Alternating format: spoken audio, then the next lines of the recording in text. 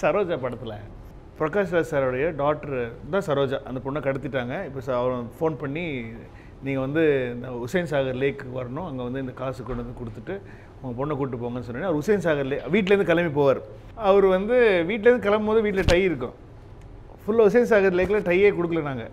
So tie இருக்காது. திரும்ப வீட்டுக்கு வரும்போது டை இருக்கும். ஆனால் இது வரைக்கும் யாரும் பார்த்து சொன்னதே கிடையாது.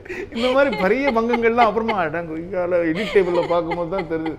அசிஸ்டன்ட் ஆர்டிஸ்ட் தான் திட்டுறது எல்லாரையும், பசங்கள்லாம். இதே ரஞ்சித்து, பிச்சு எல்லாம் ஆள், அந்த சக்தி சௌந்தரராஜன் எல்லாம் இருந்தாங்க அந்த சமயம்.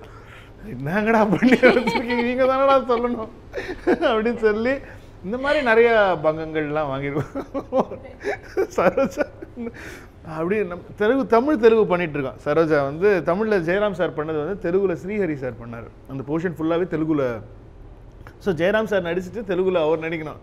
கீழே அவர் தெலுங்குக்கு மட்டும் அவரை சொல்லிட்டாரு, என்னோடய ஃபேன்ஸுக்காக கொஞ்சம் நான் இது பண்ணணும், கொஞ்சம் அவர் ஒரு பெரிய மாஸ் ஹீரோன்றதுனால அவர் இந்த குண்டடி பட்டுட்டு அவரோட கெட்டவராக இருக்கிறதுக்கு ஒரு ஒரு சில விஷயங்கள், சரி தெலுங்குக்கு தானே அப்படின்னு சொல்லிக்கோங்க சார் என்ன வேணும் அப்படின்னு சொல்லிட்டு அவர் அப்படியே நடிச்சிட்டு இருக்காரு. அப்படியே ட்ரெக்கின்னு அப்படி போயின்னு இருக்கு. அப்படியே ட்ராலி போட்டு போகும்போது பின்னாடி அசிஸ்டன்ட் டைரக்டர் அந்த பக்கம் வராதான்னு சொல்லிட்டு போயிட்டான் உள்ள, யாரையும் தடுக்கிறதுக்கு.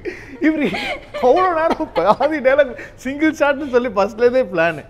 அவன் வந்து எதுக்கு போனான்னா ப்ரொடியூசர் உள்ளே வராத மாதிரி இருக்கிறதுக்கு தடுக்கிறதுக்கு போனானா. இந்த இப்படிலாம் பயம். அப்புறம் யாரை திட்டுறதுன்னு தெரியல, ஏன்னா ப்ரொடியூசர் இருக்கார் பின்னாடி. ப்ரொடியூசர் வர வேணாம்னு சொல்லி அசிஸ்டன்ட் டைரக்டர் போகிறான்.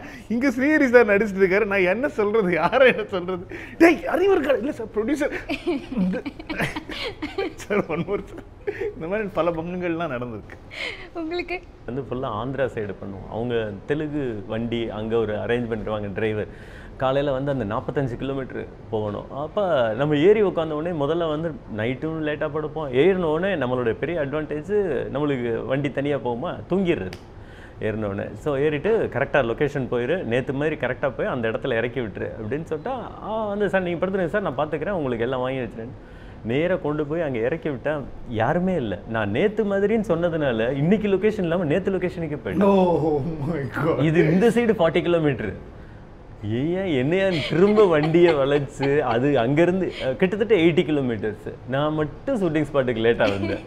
இது வந்து நமக்கும் வந்து லாங்குவேஜ் தெரியாமல் நேற்று மாதிரி போயிரு, அதேமாரி அதே இடத்துல போய் இறக்கிற அப்படின்னால, இல்லை சார் எனக்கு சொன்னாங்க நீங்கள் நேற்றுன்னு சொன்னதுனால லொக்கேஷன் பார்க்க போனேன். அவனால் வந்து கையை தூக்காமல் நடிக்கவே முடியாது. ஆக்சுவலி பார்த்தோன்னா இப்படி தான் பேசிட்டே இருப்பான். அவன் கை வந்துக்கிட்டே இருக்கான். அவனுக்கு அந்த கையை பிடிச்சி அவன் பிரேம் சூப்பராக சொல்லுவான். நான் ஒரு ஷார்ட் நடிச்சிருவான். நான் நடித்தேனே சூப்பர் பிரேம், ரொம்ப நல்லா இருந்துச்சு, இப்போ பண்ணதுலேருந்து ஒரு 75% குறைச்சிருக்கேன் அப்படின்னு அப்படி குறைச்சி அவனை சட்டிலாக்கி. ஏன்னா அவனுக்குன்னு சொல்லி அவன் நார்மலாக பேசும்போதே அவனுக்கு அந்த பாடி லாங்குவேஜ் இருக்கும். புக்காகலாம் நான் அவ்வளோ டேக் யார்கிட்டையும் கேட்டது இல்லை. ப்ராப்ளி ஒரு டெக்னிக்கலாக திடீர்னு கேமரா மூமெண்ட்டில் இருக்கும், திடீர்னு லைட்டு ஏதாவது ஒரு அந்த மாதிரி விஷயங்களில் நிறைய டேக்ஸ் போகுமே தவிர, நான் அதை சார் சொன்ன மாதிரி நாங்கள் ஒர்க் பண்ண முக்கால்வாசி ஆக்டர்ஸ் வந்து தேவர் லைக் ப்ராப்பர் ஆக்டர்ஸ். ஸோ அதனால் வந்து பெரிய காம்ப்ளிகேஷன் வந்ததே கிடையாது.